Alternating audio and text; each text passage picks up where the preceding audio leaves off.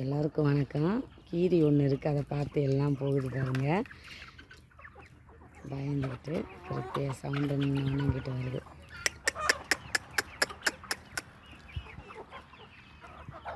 எல்லோரும் வீடியோ விரும்பி பார்க்குறீங்க, ரொம்ப நன்றி. புதுசாக நிறைய பேர் வந்திருக்கீங்க சேனலுக்கு, அவங்களுக்கும் ரொம்ப நன்றி தெரிவிச்சுக்கிறேன். என்னோடய யூடியூப் சேனலும் நல்லா போயிட்டுருக்கு, என்னோடய கோழி வளர்ப்பும் நல்லா போயிட்டுருக்கு. உங்கள் ஆதரவில் ரொம்ப நன்றி. என்ன சொல்லலாம்னா, இன்றைக்கி என்ன இதை பற்றி வீடியோனா, கோழி வளர்க்குறதுல உள்ள நன்மைகள். அதாவது இந்த கோழி வளர்க்குறோம், நமக்கு கோழி வளர்க்குறதுனால என்ன நன்மை இருக்குது அப்படிங்கிறத நான் கொஞ்சம் சொல்கிறேன், எனக்கு தெரிஞ்சது சொல்கிறேன். அதாவது என்னென்னா, ப்ராய்லர்லேருந்து எல்லாருமே நாட்டுக்கோழி மாறிக்கிட்டு இருக்காங்க. ஒவ்வொரு ஏரியாவில் கிலோ 550 600 700 வரைக்கும் கோழிக்கடையில் சேல் பண்ணிகிட்ருக்காங்க. நம்மகிட்ட வாங்கிட்டு இருந்தது 350 ரூபா 400 முதல்ல பொட்டை கோழி வாங்கிட்டு இருந்தாங்க. இப்போ வாங்குறவங்களே சந்தையிலையோ இல்லை கொஞ்சம் இந்த வாங்குறவங்களோ இல்லாமல் 500 குறையாமல், அதாவது வீட்டு வாசலில் வாங்குறவங்க ஒவ்வொரு கோழி 2 கோழி வாங்குவாங்க. அது ஃபுல்லாமே 500 ரேஞ்சில் போட்டு தான் நாங்கள் கொடுத்துக்கிட்ருக்கோம். அந்த மாதிரி நல்லாவே போயிட்டுருக்கு. இப்போ எல்லாமே தீவன ரேட் அதிகம், எல்லாமே அதிகமாக இருக்கிறதுனால இப்போ ஃபுல்லாகவே அதிகரிச்சிருச்சு. என்ன தான் அதிகரித்தாலும் விவசாயத்தோட இது அதிகரிக்காது. நமக்கு தெரிஞ்சது கால்நடையோட இது கொஞ்சம் அதிகரிச்சிருக்கு. அதுவும் சொல்கிறதுனா, கோழியோட விற்பனையும் கூடியிருக்கு, வாங்குறவங்கள எண்ணிக்கையும் கூடியிருக்கு, சாப்பிட்றவங்களோட எண்ணிக்கையும் கூடியிருக்கு நல்லா. அதனால் நமக்கு பெனிஃபிட் தான் வளர்க்குறவங்களுக்கு. அதாவது நான் என்ன சொல்கிறேன்னா, எல்லாராலையும் கோழி வளர்க்க முடியாது, ஓகேவா? எல்லோரும் ஒவ்வொரு தொழில் பண்ணிக்கிட்டு இருப்பாங்க. ஆனால் வீட்டில் லேடிஸ் யாராவது சும்மா இருந்தீங்கன்னா கண்டிப்பாக கோழி வளங்க. ரொம்ப இல்லைனாலும் கொஞ்சம் இடம் இருந்ததுன்னா ஒரு 10 கோழிக்குள்ளே வளங்க. அந்த கிராம வன சேனலில் ஒரு மீன் வலை வீடியோ போட்டிருந்தாங்க. அந்த மாதிரி ஒரு பழைய வலைகளை வாங்கி அடைச்சி, நானுமே ஆர்டர் போட்டிருக்கேன். அந்த மாதிரி வலைகளை அடைச்சி கொஞ்சம் வளர்த்திங்கன்னா கொஞ்சம் யூஸ்ஃபுல்லாகவும் இருக்கும்.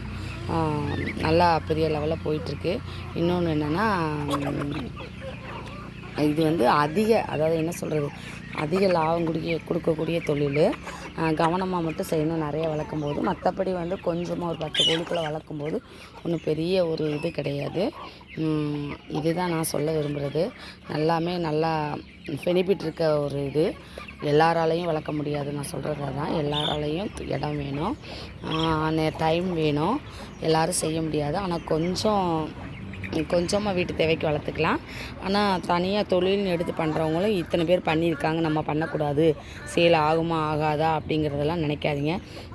இன்னொரு சின்ன விஷயம் என்னென்னா, தூய ரகமாக தேர்ந்தெடுத்து வளங்க. இப்போ சோனாலின்னு ஒரு ப்ரீடு வருது, அது கோழி அடகாக்காது அப்படிங்கிறாங்க. பண்ணை ரீதியாக வளர்க்குறவங்களுக்கு அது செட் ஆகும். ஆனால் சுத்த நாட்டுக்கோழி கிடையாது. அந்த பழைய அசில் மாதிரியே இப்போ பார்க்க நாட்டுக்கோழி மாதிரியே இருக்குது. 4 கலரில் கிடைக்கிதுங்கிறாங்க. ஓகே தான், பண்ணை ரீதியாக முட்டை அதிகமாக விடுறதுனால வளர்க்குறாங்க. அதை ஒரு நண்பர் போட்டிருந்தாங்க ஷார்ட்ஸில், தயவுசெய்து 10 கோழி 5 கோழி வாங்குறவங்க அதை வளர்க்காதீங்கன்னு. அந்த இது எனக்கு ரொம்ப பிடிச்சிருந்த சொன்ன ஒரு விஷயம், அதை நான் உங்கள்கிட்ட பகிர்ந்துக்கிறேன். உண்மையிலே அதுதான் விஷயம். தூய நாட்டினா ஒரு 5 கோழி பார்த்தீங்கன்னா, நாளைக்கு எல்லாராலையும் இங்கு பெற்று யூஸ் பண்ண முடியாது. நாளைக்கு அடையே காக்கலைன்னா ஒரு 5 கோழி 10 கோழி வைக்கிறவங்க ரொம்ப கஷ்டப்படணும். என்ன கோழின்னு தெரியாமல் நானும் அடையாளமே தெரியலன்னு சொல்கிறாங்க. நானுமே இடையில பார்த்தோன்னே ஆசைப்பட்டு வாங்கலான்னு தான் நினச்சேன். அதுக்கு பிறகு எனக்கு என்னோடய கோழிகள்லேயே கொஞ்சம் பெருகினதுனால வேறு எதுக்குமே, ஏன்னா ஏற்கனவே ஒரு வாட்டி பட்டாச்சு, எதை வாங்குறது எதை இது பண்ணுறதுன்னு தெரியாமல், இன்னும் ஒருக்கா போய் மாட்டிடக்கூடாதுன்னு யோசிச்சுக்கிட்டு இருக்கக்குள்ளே இந்த பதிவையும் பார்த்தேன்னா எனக்கு ரொம்ப ஒரு பிடிச்சமான பதிவு அது. என்ன நண்பர் போட்டிருந்தாங்கன்னு தெரியல, ஒரு நண்பர் ஷார்ட்ஸில் போட்டிருந்தாங்க. அந்த மாதிரி பயனுள்ள தகவல் யாருனாலும் கமெண்டில் போடுங்க, நாங்கள் அதை பகிர்றோம். ரொம்ப நன்றி. இதுக்கு மேலே எப்படி சொல்கிறேன்னு தெரியல. ரொம்ப நன்றி. அடுத்தடுத்து என்ன யூஸ்ஃபுல்லான தகவல் இருக்கோ நான் போடுறேன் வீடியோவில். தேங்க்யூ.